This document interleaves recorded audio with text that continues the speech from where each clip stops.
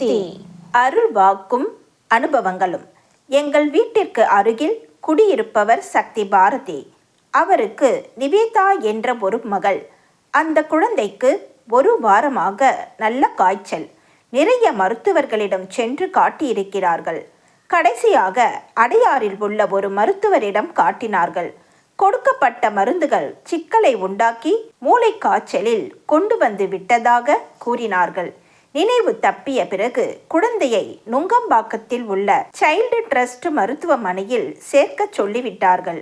அங்கு சேர்த்ததும் அங்கிருந்த மருத்துவர்கள் 48 மணி நேரம் கெடு வைத்து விட்டார்கள்.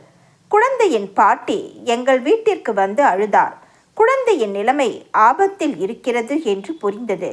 ஆலயத்திலிருந்து எடுத்து வந்த குங்குமம் வீட்டில் இருந்தது. வீட்டு மாடியில் உள்ள மன்றத்தில் எலுமிச்சம்பழம் குங்குமம் எடுத்து சென்று வைத்து கொண்டு தியானம் செய்தோம். பாட்டியிடம் கலச தீர்த்தம் குங்குமம் எலுமிச்சம்பழம் கொடுத்து குழந்தையின் தலைமாட்டில் வைக்கும்படி சொல்லி அனுப்பினேன். மதியம் 2 மணி அளவில் நானும் சக்தி அருள்மொழியும் அந்த மருத்துவமனைக்கே சென்றோம். கூடவே வேள்வி கலச தீர்த்தமும் எடுத்து சென்றிருந்தோம். குழந்தை உதட்டில் சிறிது தீர்த்தத்தை தடவுங்கள் என்று சொல்லிவிட்டு வீட்டிற்கு வந்துவிட்டேன். குழந்தையை பார்க்க எங்களுக்கு அனுமதி கிடைக்கவில்லை. இரவு 8 மணிக்கு 2 துளி தீர்த்தம் குழந்தையின் உதட்டில் விட்டிருக்கிறார் குழந்தையின் அப்பா. உடனே கண்களை திறந்து பார்த்திருக்கிறாள். அதை டாக்டரிடம் சொன்னார் அவர். டாக்டர் வந்து பார்த்தார். குழந்தைக்கு நினைவு வந்திருக்கிறது. ஆனாலும் பக்க விளைவுகள் ஏதேனும் ஏற்படலாம். சரியாக பேச வராமலோ அல்லது கால் நடக்க வராமலோ போகலாம். எதற்கும் பொறுத்திருந்து பார்க்கலாம் என்றார் டாக்டர். தீர்த்தம் பட்டவுடன் கண் விழித்த குழந்தை தன் அப்பாவிடம், அடிகளார் அம்மா கனவில் வந்தாங்கப்பா, நான் ஹாஸ்பிட்டலிலா இருக்கிறேன், கருவறை சாமியுடன் ஒரு இருட்டறையில் இருந்தேன்பா என்று சொல்லி இருக்கிறாள். குழந்தை LKG தான் படிக்கிறாள். நன்றாக படிப்பாள், பேசுவாள்.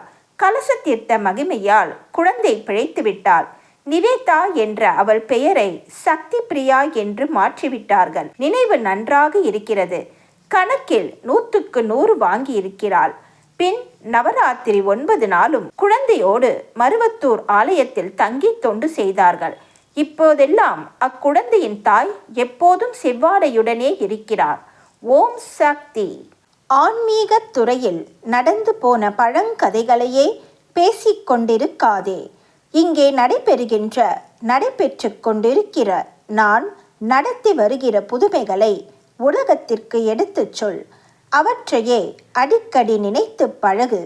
அன்னையின் அருள்வாக்கு. Please share and subscribe. Om Sakthi.